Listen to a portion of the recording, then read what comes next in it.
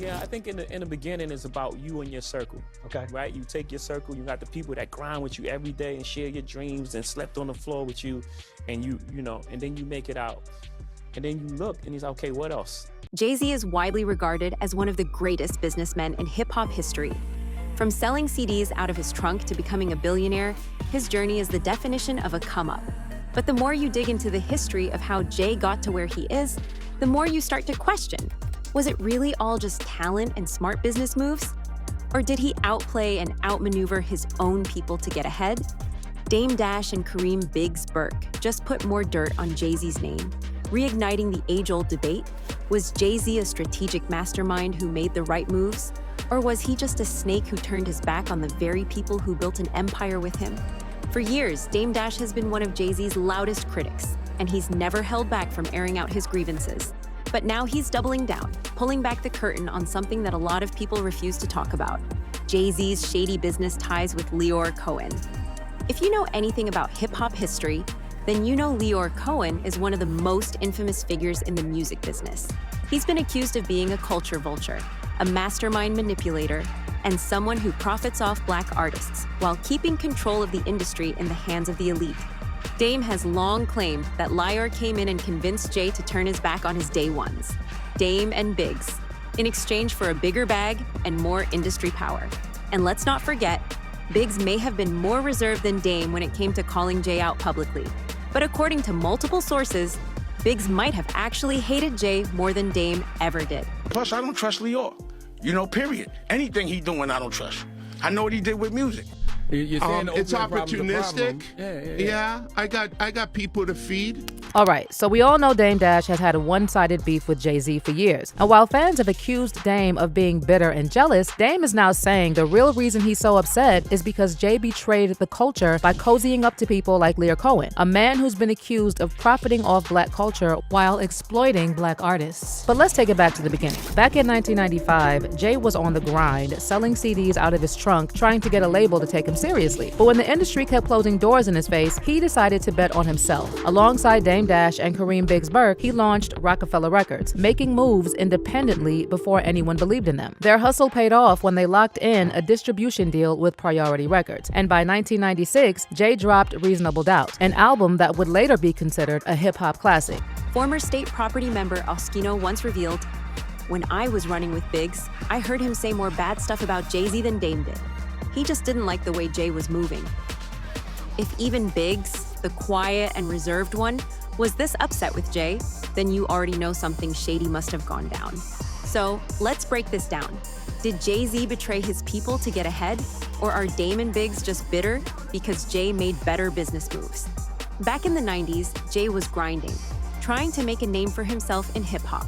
When labels refused to sign him, he linked up with Dame Dash and Burke to create Rockefeller Records in 1995. At the time when I was running, I heard him say more bad stuff about Jay-Z than Dame did. What did Big say about Jay-Z? He just hated him. He just didn't like the way he was. They felt like he was moving wrong. You know what I mean? And Big's like the type of person that talk a lot. You know what I mean? But like, you could tell it felt like he was like really more upset than Dame. But Dame was like really more talking. But Big's like he really meant it. They did everything independently: marketing, distribution, and branding, long before it became the standard. Their hustle paid off when they secured a distribution deal with Priority Records, which led to the release of Reasonable Doubt in 1996. The album didn't initially blow up, but it's now considered one of the greatest hip-hop albums of all time. Rockefeller went on to dominate the late 90s and early 2000s, signing artists like Cam'ron, Beanie Sigel, Freeway, and the State Property Crew. But behind the scenes, tension was brewing. Jay was leveling up, but at what cost? To some, it looked like he was just evolving as a businessman, but to others, it looked like he was slowly cutting out the people who helped him build the empire. From conversations that me and Jay had, Dame started being famous. The camera, he fell victim to the camera. You're liable to say anything. You could be anybody. Or I think if Dame would have played the role as Kareem Burke did, and just played the background and just handled the business correctly, maybe Rockefeller still would be you know, the force that we was. And then, but on the second hand, I think Jay was growing. And in my eyes, at a certain point in time, I just think he felt, you know, it's time for me to go ahead and do my own thing. We made enough money together. One major red flag was when Dame allegedly tried to make Cameron the vice president of Rockefeller while Jay was on vacation. That reportedly had Jay furious. This move led to rumors that Jay was getting tired of Dame's aggressive and flashy style, while Dame felt like Jay was getting too close to industry executives who had no real love for hip-hop culture. And if you need proof of how deep this tension ran, just listen to what Beanie Sigel had to say. Jay just started growing, and I think he felt it was time for him to go ahead and do his own thing. We made enough money together. By 2004, the writing was on the wall. Rockefeller was done. But Dame wasn't trying to hear it. He told MTV, "Rockefeller for life. I would never pass the torch or leave any of my artists. I look at them like my family." Little did he know, Jay had already made his next move. He accepted a position as president of Def Jam, and suddenly, Def Jam was buying the rest of Rockefeller.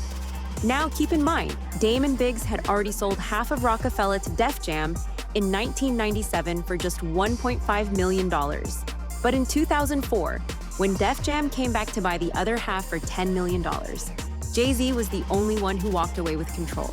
Jay later claimed in an XXL interview that he actually offered Dame and Biggs a deal.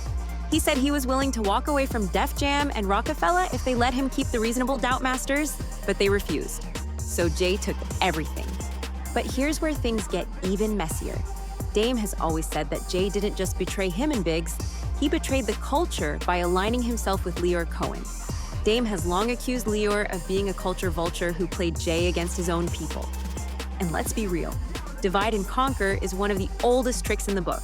Dame once said, "My beef was with Lyor because I think he's a fake CEO and I think he's fronting on my culture. But he can't front on anybody else. They have people whose job is to create beef so that they can monetize it." And this isn't just some wild conspiracy. Lyor Cohen has literally been caught on camera admitting that he prioritizes money over everything else, even when it's harmful to the artists he profits from.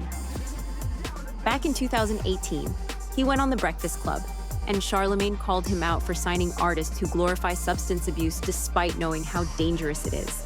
And do you know what Lyor said? "I got people to feed, I got a business to run."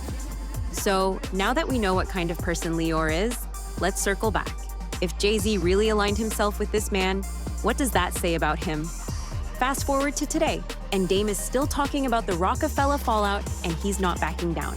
He truly believes that Jay-Z sold out his own people, while pretending to be an advocate for Black business and ownership. Meanwhile, Jay has long since moved on. He rarely, if ever, addresses Dame's claims. And let's be real, he's got way bigger problems to deal with, especially with all the Diddy mess he's been caught up in. So, what do y'all think? Did Jay-Z betray Rockefeller for his own success? Or was he just making smart business moves?